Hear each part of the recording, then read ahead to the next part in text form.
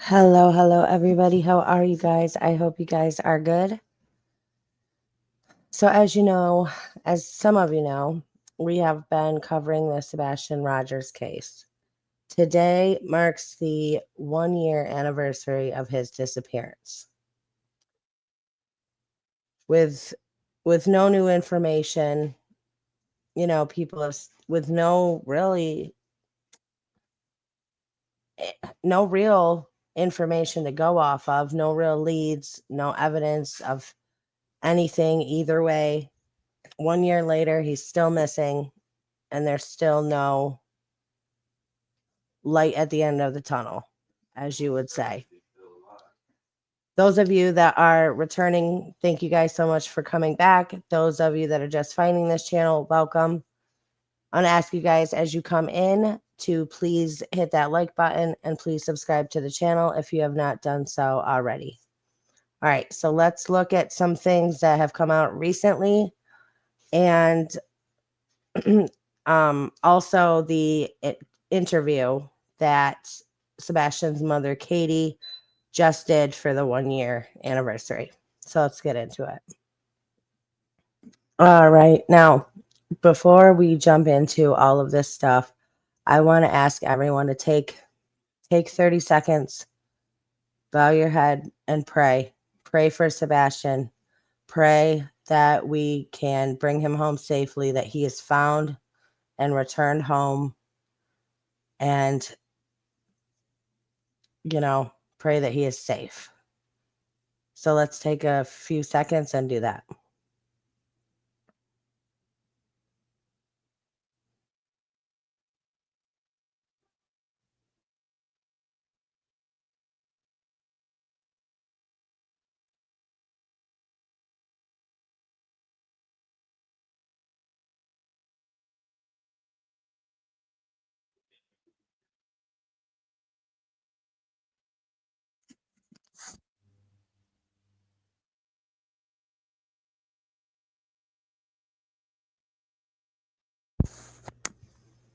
All right. Now, let's take a look at the interview that his mother just did. All right. Now, this is the interview that aired last night on Fox 17. Let's take a look at that. The last time I saw my son was when he went to bed. Tonight marks 1 year since Sebastian Rogers disappeared from his home near Beach High School in Sumner County. He's 16 now, but there are still no confirmed sightings or leads in the case. Fox 17 News' Kelly Avellino sat down with Rogers' mother, Katie Proudfoot, and the search for her son and the ongoing public scrutiny surrounding this investigation. Green tea! A voice and an exuberant smile that have been missing for a year that Sebastian Rogers has gone without his favorite things. Cats are the number one. He loves animals, almost all animals. Animals, video games, books, and any chance in the pool. He loves water. He swims like a fish. Sebastian also missed his birthday. December 7th.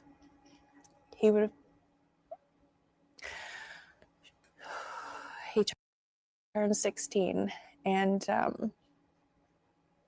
he should be home for that. But Sebastian, who has autism, hasn't been home since February of last year. After dinner at the Texas Roadhouse on the 25th, Katie says she and her son went home. Did anything happen the night he went missing that was like cause him to run away? Was he punished in any way? An argument? Just a normal night? It was a normal night. It was a calm night. That turned tumultuous by the next morning. It was when I went in his room and he wasn't there. He wasn't in his bed. Katie says she frantically searched the house and drove around the neighborhood at 6:30 a.m. until she and Sebastian's stepfather, who says he was away for work at the time, called police. We need you to search your properties every day. But an Amber Alert and an extensive week-long search didn't yield one significant lead or even a glimpse of the boy on any doorbell cam video. Days later, investigators combed through a landfill 2 hours away, still saying they had found nothing. There is no evidence to support foul play is involved in the disappearance of Sebastian. But at this point, you don't rule it out. We're not ruling anything out. For the next year, any activity involving Sebastian's case would fuel droves of online followers and even a restraining order against one YouTuber. There were quite a bit of people that were, sending some very threatening and hateful messages to us. What would you say to those people? Just stop. Fox 17 News sent the Sumner County Sheriff's Office, the lead agency in the investigation, a list of questions in anticipation of this story, including asking if there are any new leads, what kind of evidence detectives have vetted, and if investigators still believe there is no indication of foul play.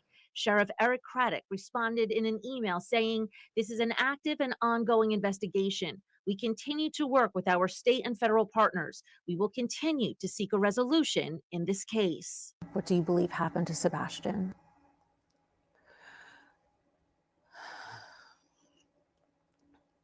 Unfortunately, over the last year, I have thought every single day, night, every moment of every possibility of something that could happen to him, where he could have gone, if he had gone with someone, if someone took him willingly, unwillingly, if he'd run away and got lost, if he'd a million different things. And unfortunately, I don't know. But Katie and a private investigator she retained believe this piece of surveillance video taken the night that Sebastian went missing could be a lead in the case. 1217, a couple 100 yards away, there's a figure. The Sumner County Sheriff said the video has no relevance to the case, but the Proudfoots aren't dismissing it until the identity of the person is confirmed by investigators. Unfortunately, any possible break in Sebastian's case has gone nowhere. No child goes poof. He's somewhere. Sebastian's father, Seth Rogers, has also endured a year without his son. Sebastian, son. Seth brought in a team offering their own reward of $347,000. That's on top of the FBI's $50,000 reward. To stop looking is to give up hope. Hope that's still evident among volunteer searchers. I'm not going to stop. Missing signs and ribbons in Sebastian's favorite color. And God, right now we're seeking you to reveal the truth to us. Katie says detectives searching for that truth left no question unasked. Lie detectors. Yes. For yourself and my husband. Which Katie says they passed. We don't know what investigators say about the test, but Katie says they have searched her home. Thoroughly, many times. Cadavers, searchers. What do police tell you at this point? What do they think? Unfortunately, that they have zero evidence. Zero trace of the boy with a smile that's imprinted on countless hearts, especially, Katie says, on her own. I would just like to tell my son that I love him and to know that we are never going to stop searching. So a lost smile can be found. Anyone who believes they may have seen Sebastian Rogers should immediately call 1-800. Okay. Now, just a couple of things that I did want to mention with that interview. And listen, I will say this. Yes, his mother is the last person to have seen him, the last person to have been with him before he just vanished and disappeared. However, as I was watching the interview last night and then watched the other interview that was done today, it's hard as a mother. Like, it was hard watching it because from a mother to, watching this other, I just pictured myself as being where she was, not for a year, not knowing where my child was. And yes, I do believe that she knows more than what she is saying.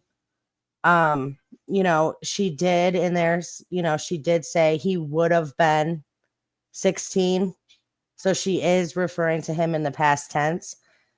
You know, I'm not trying to attack this mother, but I do think things need to be talked about and brought up and called out when things are, you know, that's what see something, say something is.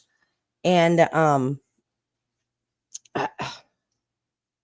you know, I just try to put myself in her shoes. And as a year went by and I had no information on where my son was, like no tips, no leads, no sign of nothing. I mean, it would be, you know, a very devastating place to be in. Um, you know, so from that perspective, from that aspect, you know, it was pulling on my heartstrings listening to it. But at the same time, he is missing. She is the last person to have seen him. And, you know, we can't dissect, we can look at things and words that people say and use, but we cannot say that we know for sure what is going on in that woman's head when she did refer to him in the past tense. You know, because he's been missing for a year. You know what I'm saying? So we can't say, oh, you know, she always refers to him in the past tense because she knows something. We don't know. Maybe, you know, whatever, playing devil's advocate here, just to be fair. But she did say that. She said he would have been 16. And then the other thing, you know, that green heart tattoo she got with the cross in it. That's another thing, though, that, you know, I'm sure some people were like, oh, that's so sweet. But to me, I don't know, just the cross aspect and Chris saying before that if you want to find your son, go to church. You know, it's kind of to me, it's that same type of vibe. Like, do they know he's passed on at this point? Like, that's, you know what I mean? It's not trying to attack and it's not trying to be hateful. It's just what it is. You know, you're just calling it like you see it. So, but it was a hard thing as a mother to just witness that. So, all right, moving on. Mystery that's baffled people all over the mid-state and across the country.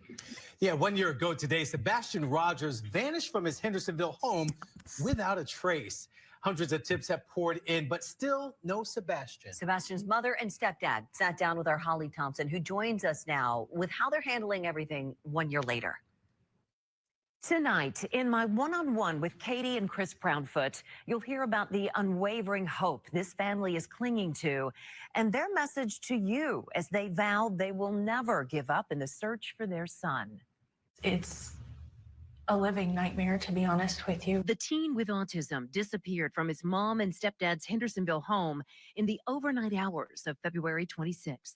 What would you say to him when he walked in that door? Oh, God, I don't even know if I'd be able to speak. I'd probably bulldoze him down with hugs. Honestly, when I picture that, I just picture being able to hug him, to hold him, to smell him. I mean, just to be able to hear his voice, to hear his laugh. The teen with autism disappeared from his mom and stepdad's Hendersonville home in the overnight hours of February 26th. We do believe there's a chance it is Sebastian. We're just trying to find out if that could be the case. Steve Fisher, a private investigator hired by Katie and Chris Proudfoot, says this video that first aired on WSMV4 could be a new lead in the ongoing search for Sebastian. Video from the night Sebastian disappeared. We went through over 100 hours of surveillance, and it wasn't until the third pass through the surveillance that we even spotted this person. And there's a person at 12:17 a.m.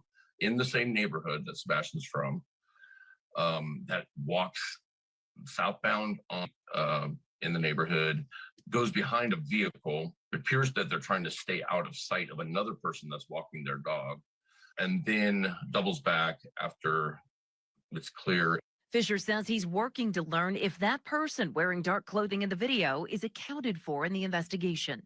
It actually gives us more rejuvenated hope that we may actually be onto something. We just have to run it down. Over the last 12 months, emergency responders and volunteers spent hundreds of hours searching for the missing teen. Drone mapping, ground searches, scent dogs, and the scouring of surveillance video. Why do you think Sebastian is still missing? That's tough to say. I mean, it was the largest manhunt in Tennessee history for a child. And absolutely zero evidence. There's nothing out there. Law enforcement's working diligently. They are working hard over and over and over. What do you want to say to anyone out there who wants to say that one of you could have something to do with Sebastian's disappearance? I would say to pause and to think, and I would say to consider the sources. You're getting legitimate information, avoid the rumors. I want to ask everything. We're going to go and through all keep this. bringing So. awareness. Katie, what she'd want to say to him. I would say that, and Also contacted law enforcement. And there's no evidence to support foul play. Now, we also contacted law enforcement about the video in our story. The Sumner County Sheriff's Office told us that law enforcement had possession of the original video that the private investigator says is new since 72 hours after Sebastian was reported missing. And after thoroughly investigating this lead, they determined it has no relevance to the case. Now, you can watch my full interview with Katie and Chris Proudfoot on our WSMV4 app. Holly Thompson, WSMV4. Okay. So we're going to go right over to that. And we will get into the video because I want to pull that up and discuss that because I think that's important. So is it something? We'll talk about it. And we'll also discuss why, if it is something, it hasn't been brought to anyone's attention until right now. But first, I want to take a look at this.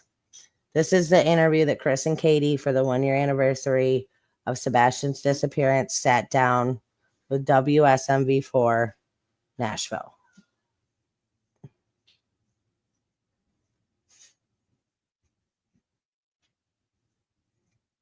Talk with me. I appreciate you. Thank you. So here we are. So it's an entire year after Sebastian's disappearance. There's no really strong lead. There's no sighting yet. So tell me what you're feeling now. Here we are 1 year later.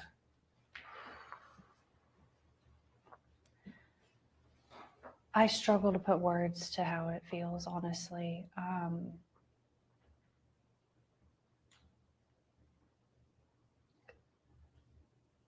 The amount of ups and downs, the amount of like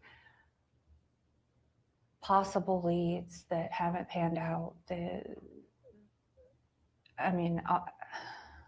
We every day, you know, it's like waking up to this reality that it's actually real. And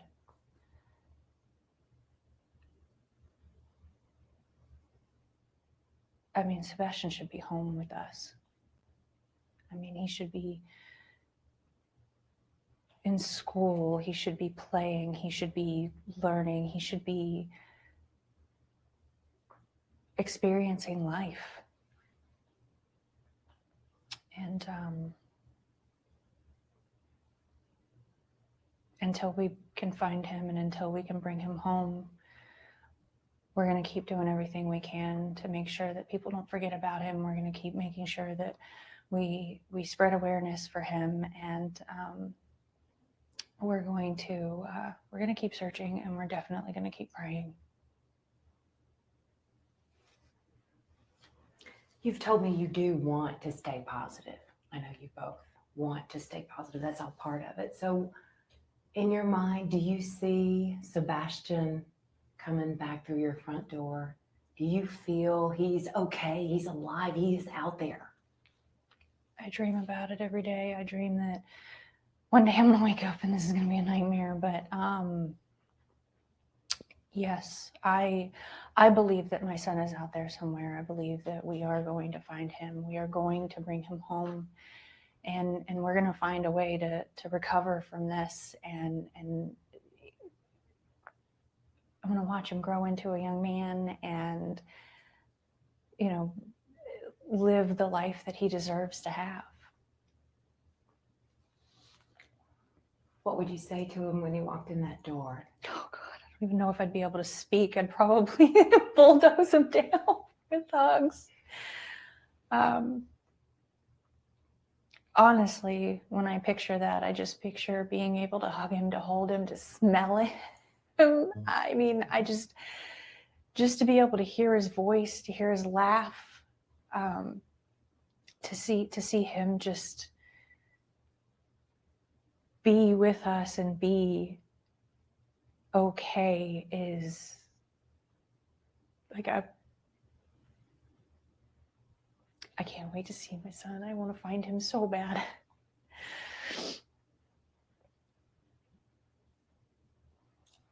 You think he's coming home, right? How would you describe what you all have experienced this last year with so many unanswered questions still? It's horrific, to be honest with you. I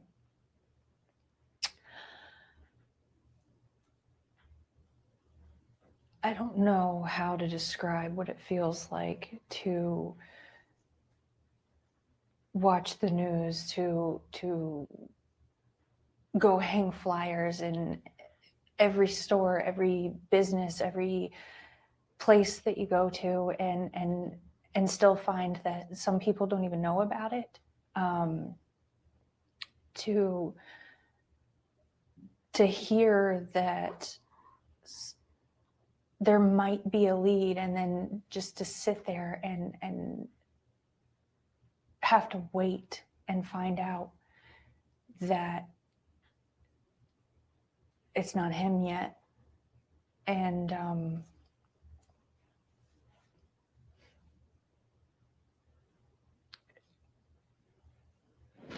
it's pure hell. I mean, there's nothing you can, there's no words, there's no way to put how this actually feels. And anybody that can, I don't see how. I mean, it's day-to-day life changes and you're stuck. It's almost like it feels like it's a Groundhog Day thing where it's the same thing over and over. You wait, you hope a phone call may come in, you may get something, may get a lead. Turns out to be nothing. That's how it feels.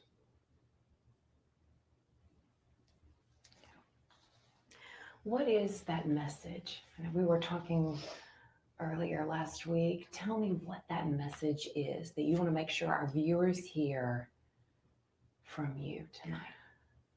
I want to thank everyone who is searching. I want to thank everyone who is spreading flyers, spreading awareness. I want to ask everyone not to forget, and I want to encourage people to keep helping and to keep bringing awareness, not only to our son, but to all of the missing children, because they all deserve to go home. And I would also like to say that if my son could hear it, that we love him so much, and that we are going to keep searching. We are going to keep looking. We are going to find him, and we are going to bring him home.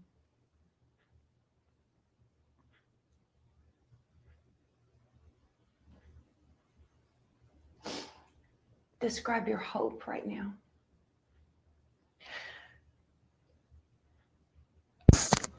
I'm trying to be positive as I can. because I know that my son is out there. I struggle to find words to even describe how it feels anymore, because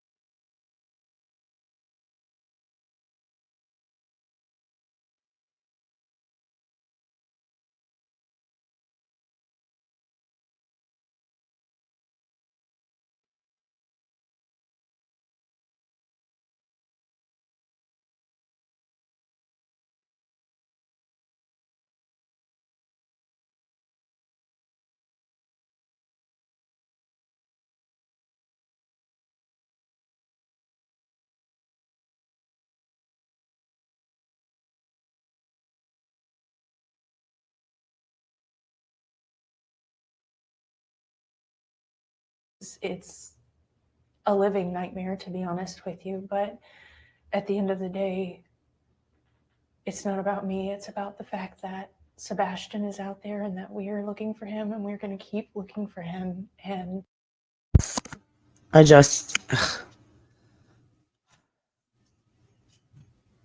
I do think that her as a human being, right, probably feels guilt in, in the fact that she was the last known person to see her child. She was the only person with him when he just vanished and disappeared. Now, law enforcement has said there's no evidence linking anyone at this moment to harming or doing something to Sebastian. However, there's nothing clearing anybody at this point from having anything to do with his disappearance.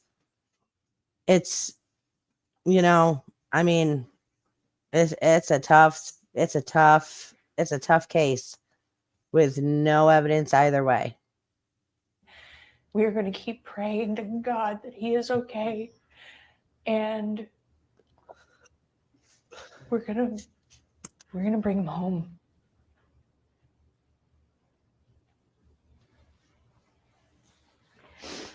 This story, we know it's baffled our Hendersonville community. We know it's baffled the mid-state community. It's baffled much of the country as they hear about it. Is there anything that stands out to you that's the most baffling? Like you're just trying to understand? How we've gone this long and still haven't found him, honestly, is... I don't understand how we haven't found him yet.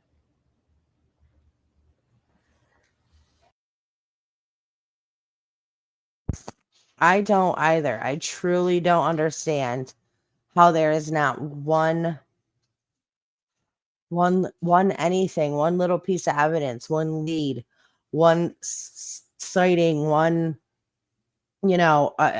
there's nothing. It's so crazy to me. Like, what do you do with that information? Like, with all of the technology and advancements we've made in, in investigating cases and all of the tools that are at the hands of these investigators and these police officers and these crime scene techs and all of these things, it's crazy to me that there has not been one piece of evidentiary value to anything that's ever been found or recovered or anything like that. It is seriously baffling. He went into his home and was never seen again. Like it's crazy. And they did say that cadaver dogs had been in the house, this, that, and the other. But the timeline of that, we don't specifically know. But it is so crazy, especially today in a day where there's cameras everywhere.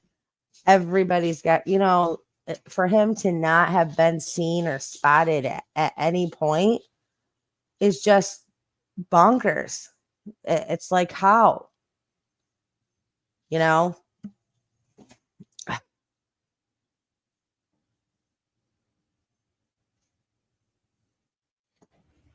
Why do you think Sebastian is still missing? That's tough to say. I mean, it was the largest manhunt in Tennessee history for a child, and absolutely zero evidence. There's nothing out there. Law enforcement's working due diligently. They are working hard over and over and over. We appreciate everything they do. I mean, it is an active investigation, so I don't want to go into it. But it is mind-blowing at the same time that it's been a year, and the amount of people that still don't know about this, it's unnerving, basically. I just wanted to touch on that real quick.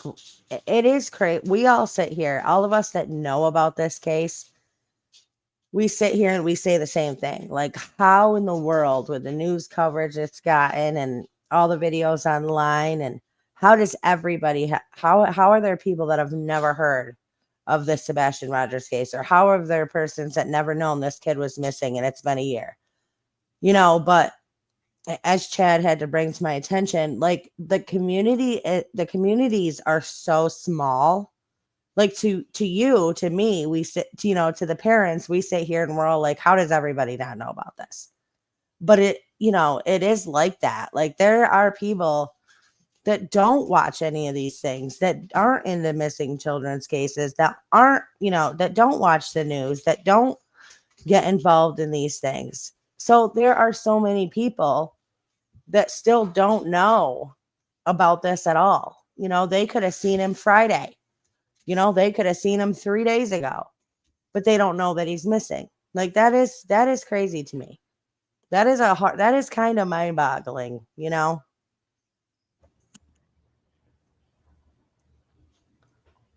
I know you both want to try to get the word out as much as possible, and that's what this story, obviously that's what we're trying to do as well. What? There are many people who still do not know that you all have hired a private investigator. What can you tell me about the video that he recently has discovered and wants to share? I know this has been shared with authorities now. Yes, it has. This is involving the neighborhood that you live in. Mm-hmm. What can you tell me about that video?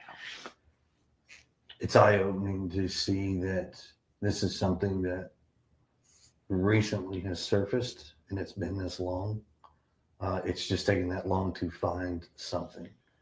And what the video shows is kind of mind-boggling. We went from potentially not having a sighting to potentially having a sighting. And it kind of changes, like, wait a minute, now we may have something to actually work off of and move forward with and see where this goes. Exercise every avenue till its fullest. Okay. Now, for those of you that have not seen the video that they're referring to, they did just show it on that news clip that I had played previous to this. But here's my thing. Okay, with this video that just came out, that SF Investigates just released. And let me tell you that this is what this guy does, is when he'll just randomly throw a video out there and it'll get everybody on a whole different track. I've seen it done in other cases. I've seen it. So here's what I want to say about this video that just came out. The police have come out and said, listen, we have had that video. So here's what happened. The private investigator that the Proudfoots hired, Steve Fisher, okay? He's known as SF Investigates on X and all of that. So he actually took a video that he had claimed found and had sent it to the news, sent it to the media. Okay, sent it to the news station. This actual news station that they are interviewing with, which I think, anyway, he sent it to them. And it got released. Okay. New evidence. Who is this? Is this a possible sighting of Sebastian? Now, police come out and say, listen, we've had that video since 72 hours after Sebastian went missing. So I have a couple of things here. The police said they got that video 3 days after Sebastian went missing. 3 days. I'd like to know why it took the police 3 days to collect that video. Second thing is the private investigator has come on here for months and months and months, okay, and claimed that they have all of the footage from surrounding the Proudfoot home. They have all of the footage from the neighborhood. He literally said that he went door to door to door and tried to collect video footage from people. Okay. And he said that everybody was willing to give up their footage, right? He was hired by the Proudfoots. And he only just the other day spotted this person that happened to be walking through the street at 12:17 in the morning. All of a sudden, okay, from video footage that he's claimed to have had since he signed on to this case. But he's just now putting it out, sending it in, not even putting it out. He sent it to the news station so they would put it out as new evidence, right? Found by the private investigator. Police said, listen, we've had this footage. There's no relevance. This has nothing to do with the Sebastian Rogers case, which I don't know how on earth they could tell that from that blip in the screen. As a matter of fact, when I first saw the video that was put out, it took me a little while to actually see what they were talking about was a person, right? But how you could tell who that blip was is beyond me. But here's, this is the problem. Is there's been a video put out that said, oh, this is from the lights video, and here's so and so, and here's a guy carrying a kid in a blanket, and then nope, he's carrying him over his shoulder, and then there's and SF Investigates immediately come out and was saying, listen, this video is fake, it's not real, like, don't believe anything. I can't believe Nancy Grace would play this, right? I can't believe Nancy Grace would even let this be played on her platform. And then, like I said, a few days ago, all of a sudden, people are calling him out for actually not actually doing anything for Sebastian. And then he just happens to stumble on this clip of a blip walking through a screen at 12:17 a.m. saying, wait a minute, have they looked into this? This is a possible new sighting. This might be Sebastian. And listen, it could be anybody, right? I agree that it should be looked into, but I find it odd that their private investigator has had this video footage for months. The police have had this video footage for months, and it wasn't released until right now. And when he did release it, the police immediately came out and said, listen, It's not what you guys think it is. It's nothing. And then you got SF going after the police department now. I mean, it's crazy to me. It's crazy to me, A, that it took the police 3 days to collect that footage. And it's crazy to me that this hired PI that, gets paid this crazy amount of money has had this footage and been sitting on this footage for how long, and just now decides, I just discovered this, I'm going to put it out. It's crazy. No stone unturned. No stone unturned. And Katie, you told me earlier you were determined to get to the bottom of this, to get to the bottom of that video. Yeah, absolutely. Anything that could possibly be something that could lead us to him. We're going to keep looking. We're going to keep digging and keep finding and confirm if it is or isn't, because, I mean, if it's possible, then it's got to be confirmed. How hopeful are you that this video truly has something that could lead to finding Sebastian? I pray that if there is anything even remotely in it that could help us find Sebastian, I pray that it is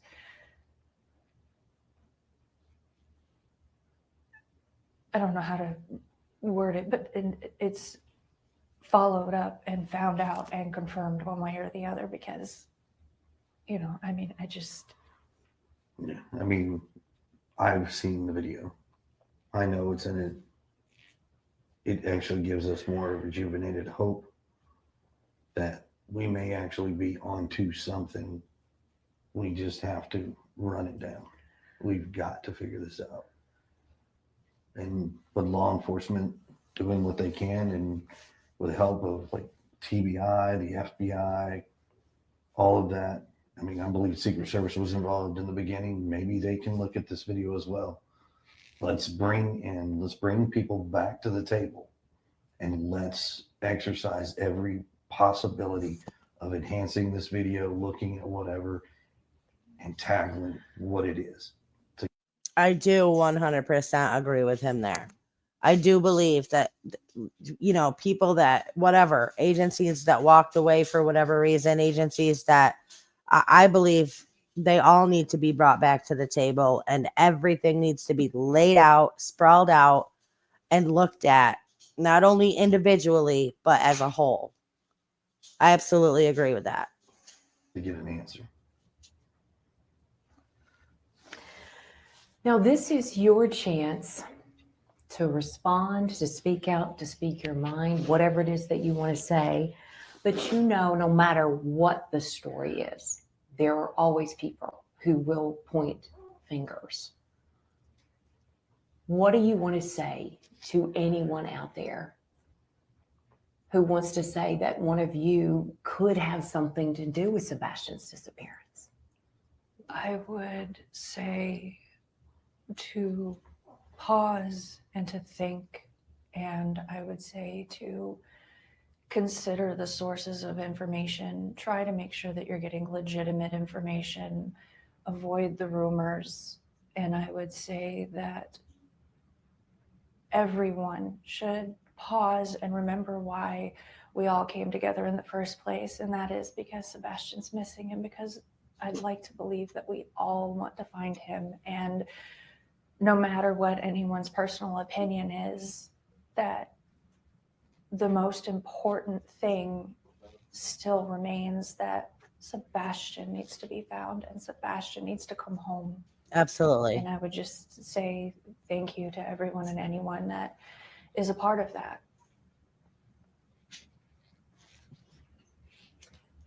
So let's say Sebastian is listening when this is running, and he hears you, he sees you. What do you want to say to him? I would say that I love you so very much, and that I hope that you're okay. And I would say that know that we all love you, and that there are so many people that care and so many people that are looking, and hang in there and know that we're going to find you, know that we're going to bring you home.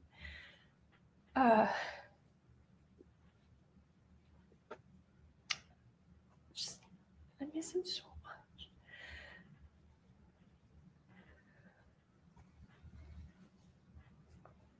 So at this point, it's keep searching. People keep looking. Keep searching, keep looking. We keep putting up new flyers. I know a lot of places, they take them down after so long. We just keep going back and putting more up. I refer to my original request, just to anyone that's willing, don't let him become forgotten. Don't let him become lost in the next story, not to supersede other children, because they all deserve just as much, if not more attention. Because See, that I did find that a little strange that she said that. Now, so let me just rewind that just a tad. So she's like, keep his face out there, keep his story out there, not to supersede other children because they all deserve justice, which they all do, but then she says this. To supersede other children because they all deserve just as much, if not more. Just as much, if not more attention. I don't know that, it could be just a personal preference. Like, that just wouldn't have been something that I would say. Like, I would be very, yes, there's a lot of missing children out there. You know what I mean? But to be like, oh, well, they deserve more attention than my son, I think is a little strange for a mother to say, but that's just my personal opinion. Take it for what it's worth. More attention, because all children do, but I would say just please don't let him become forgotten and lost, because we're never gonna stop. We're never gonna let that happen if we can help it. With his autism, is there anything else that we should add that you want the public to know right now? I would say that he is what they would consider high functioning. He's not, he doesn't struggle with verbal communication, but he does, he does struggle sometimes with expressing himself, is, I guess, the best way that I could put that. But he's so smart, and he's so capable, and that I think the initial image of him that was portrayed was misleading to an extent. And I think that in the chaos of trying to get the initial information about him out, that various things got taken and misconstrued. So I would just tell everyone that he's smart, he's capable, he's funny, he's able to speak to you and to recognize things. He's a teenager, and so he's a young man. Honestly, he just had a birthday, and I'm sure that his mustache is coming in more. I mean, he really is a good kid. What do you miss most about your son? Oh, God. I miss his smile. I miss his laugh. I miss going and doing fun things with him. I miss taking him to get a haircut and him saying, "Mom, feel my head." I miss cooking dinner with him. I miss game nights. He would play Uno until the sun came up if you let him. He goes through phases of which games he's into, but I miss him. I miss everything about him, the good, the bad. I miss his attitude. I miss, him trying to eat all the sweets instead of dinner. I miss him stealing my Brussels sprouts while I'm trying to cook them. I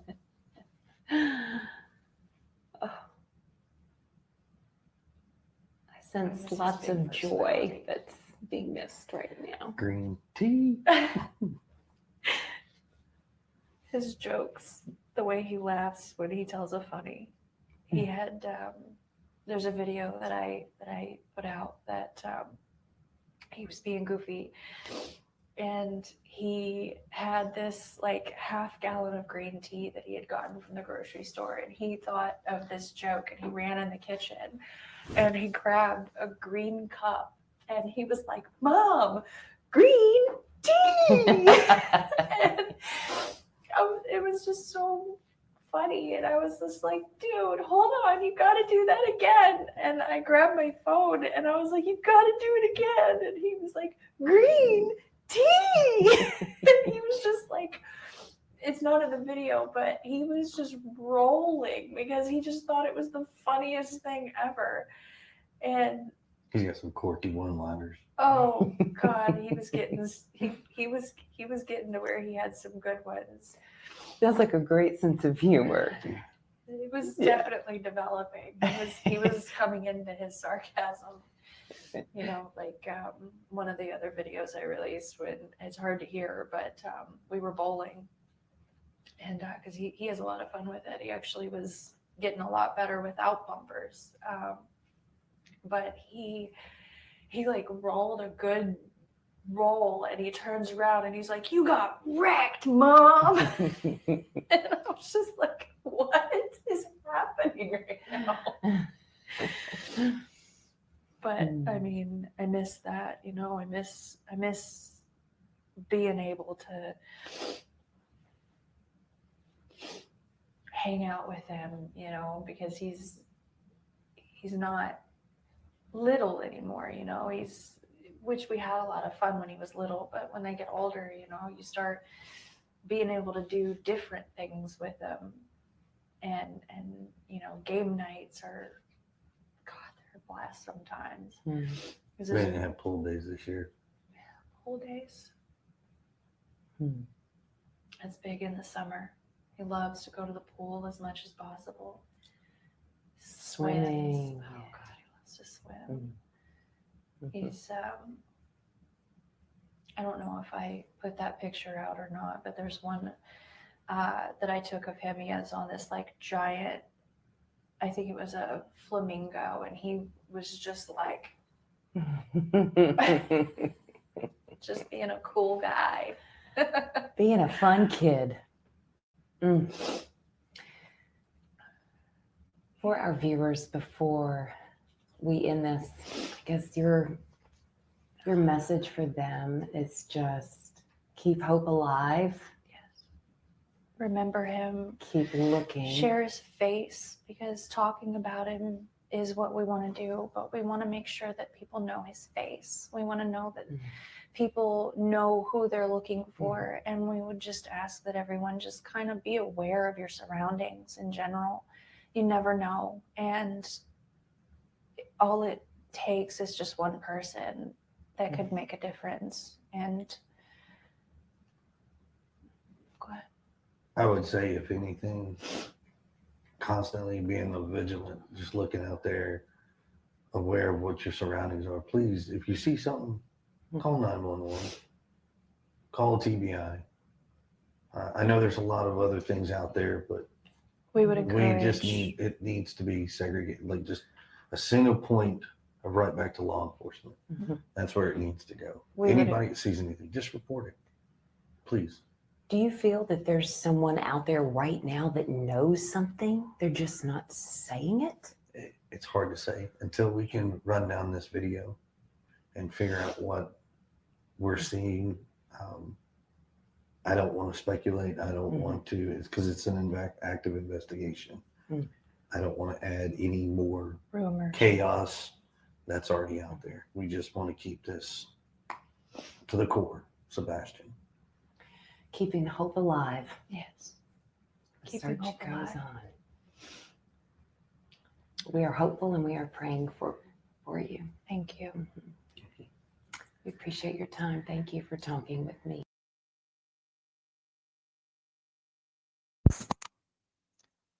All right. That video, I mean, that interview, it was, as a mother, just, you can't help but, feel like how, you can't help but put yourself in that position, and just listening to her talk about, I like that she talked more about Sebastian this time, and more about how he was, what he was into, how he was funny and his sense of humor and all that, because it kind of gives, us that follow this case and talk about this case, and it kind of gives us a better picture of who Sebastian was. And I like that they cleared up, he is high functioning. He's not, he's not like so many had made him out to be in the beginning,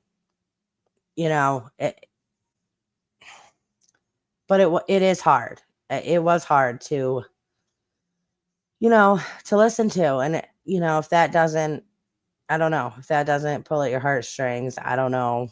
I don't know what does. I mean, maybe you're not a parent. I don't know.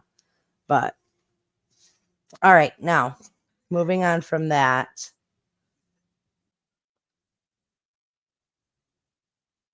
Okay, so here is let me pull this up. Here is the image of I don't know, a person, I guess, walking through the screen, but it's so hard to tell. Like, I looked at it and I was like, what am I even seeing here? It took me a minute. It's right here. It almost is like a shadow appears here, and then a shadow appears like moving towards the car. And then all of a sudden you see but it doesn't walk steadily like a person. It's almost like it skips on the screen. So for some reason, my video keeps doing this. I'm not sure why. But take a minute and go view it yourself. And it's just really weird how it comes out. But it says new videos released appear to show a figure walking on Kellen Lane, a block over from Sebastian Rogers' residence. Steve Fisher, a private investigator working with Katie and Chris Proudfoot, Sebastian's biological mother and stepfather, said the video appears to show a figure walking on Kellen Lane, a block over from Sebastian Rogers' residence. Fisher said it was taken at 12:17 a.m. the night Sebastian went missing. It's definitely a person, said Fisher. It looks like a thin person wearing dark clothing. Walks down south on Kellen Lane, goes behind a vehicle, and appears like he or she is trying to stay out of eyesight of the person walking their dog. They go behind this car for a minute, then they turn around and come back the same way they came from.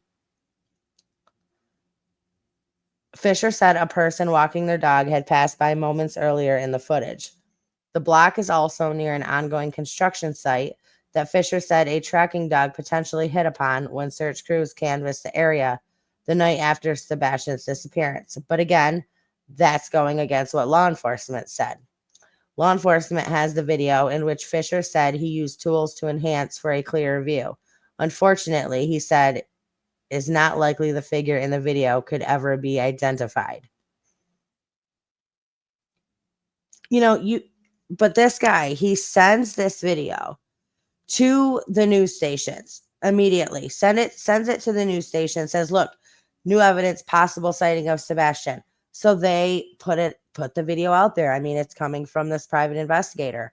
And then this private investigator says, well, you can tell it's a person, but there's no way you'll ever be able to prove who it was. So why even, what is his angle here? Right? It just, something is not right about it. Yeah, you'll never be able to tell who it was. And again, it doesn't walk like a person walking down the street. Like, it almost skips. It almost like jumps around the screen, in my opinion. Okay.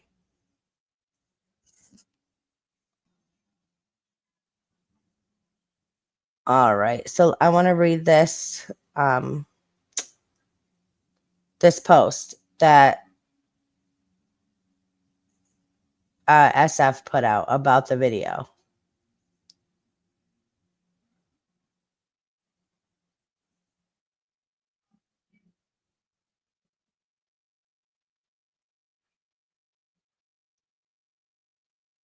Okay, he says the surveillance video released by the media, which he sent to the media, okay? Don't forget that.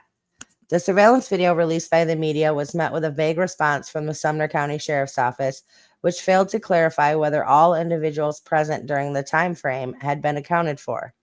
The ambiguity itself is strange. I was shocked by the admission that it took 72 hours to retrieve surveillance footage from immediate neighbors in an Amber Alert case, but that is a separate issue. Again, here's where I will say this. Since he's standing there pointing the finger at the police, let's bring this fact up. That that Steve has been on this case for months and months, okay? Claiming to have all of this video footage. And we are now today a year in. And he just releases this video. Make that make sense. Remember, they dismissed Green Hoodie person, and rightfully so, but then said they tracked down and thoroughly interviewed the person. The real question and the real purpose of this discussion is to ask Sumner County Sheriff's Office and their state and federal partners why they have given up on the search for Sebastian Rogers. Tony Mathis has made it clear to multiple media contacts that he has been told exactly what SCSO's work theory is, and that he is briefing with them daily. But regardless of their theory, if one even exists, Sebastian is still out there. No matter the circumstance of his disappearance, he still needs to be found. Where were all the searches that were supposed to ramp back up last fall? I was brought in to help locate Sebastian. While much of the world is playing detective, fixating on theories about what they believe happened to him, I have always left that to law enforcement.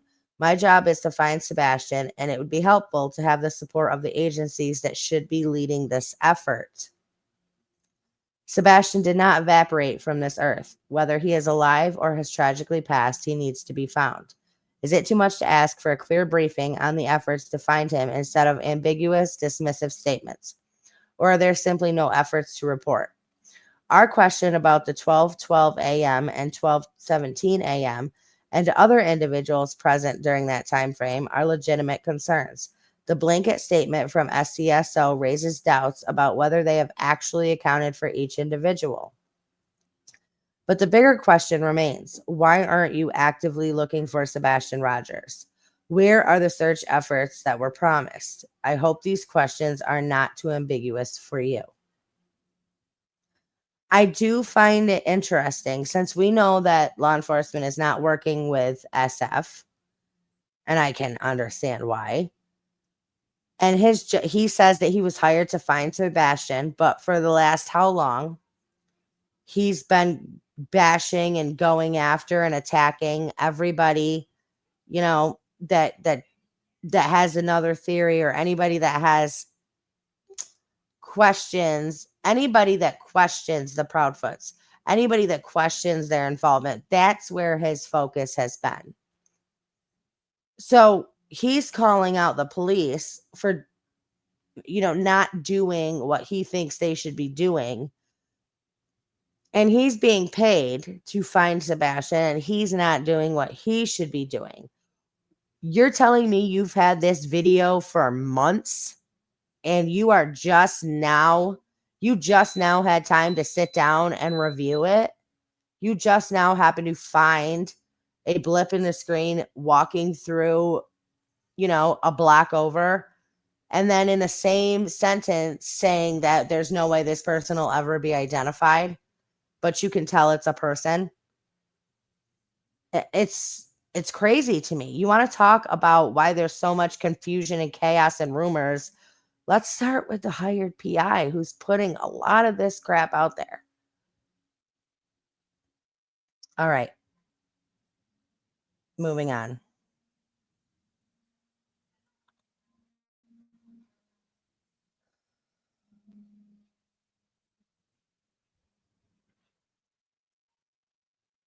Okay. So this is from Nick Burris, NC5. Nope, nothing new. Next week's anniversary will mark a sad milestone. 1 year since 15-year-old Sebastian Rogers disappeared from his Hendersonville, Tennessee home. And with that, you can expect more stories on the sad case. Several of you are messaging me about a possible new development. Today, a few other media outlets are reporting that a private investigator has discovered new video supposedly showing someone walking in the neighborhood the night the teen disappeared. It is being reported as a possible break in the search for Sebastian. Unfortunately, that is not the case. The Sumner County Sheriff's issued this statement to the media, which reported on the story. Law enforcement has had possession of the original video since 72 hours after Sebastian was reported missing. After thoroughly investigating this lead, we determined that it has no relevance to the case. I have also talked with District Attorney Ray Whitley, who says no, this is nothing new. They had this video from the beginning and vetted it early on as nothing of relevance. This is not a new lead. That's a shame. I wish it was something helpful. There remains a great deal of misinformation still out there on this case.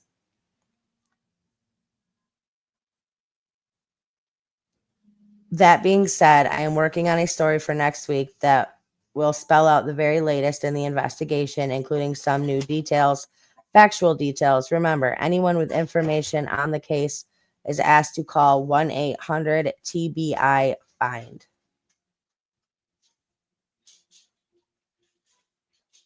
Sebastian's school made a big, huge, never forgotten sign and put it out front with green hearts and, thinking of Sebastian. I thought that was really nice that they did that.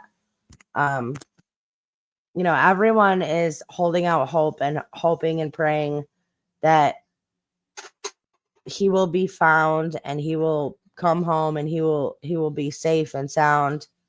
And I pray that that is the case. It has been 1 year. I hope and pray the answers are forthcoming and that the truth gets out there and he is found alive and well. Hold out hope, never give up, and just pray that he is found safe. All right, let me hear your thoughts down in the comment section below. I love you guys. Stay strong, stay healthy, stay safe. Keep asking those hard questions. Keep spreading that light. And I will see you all next time.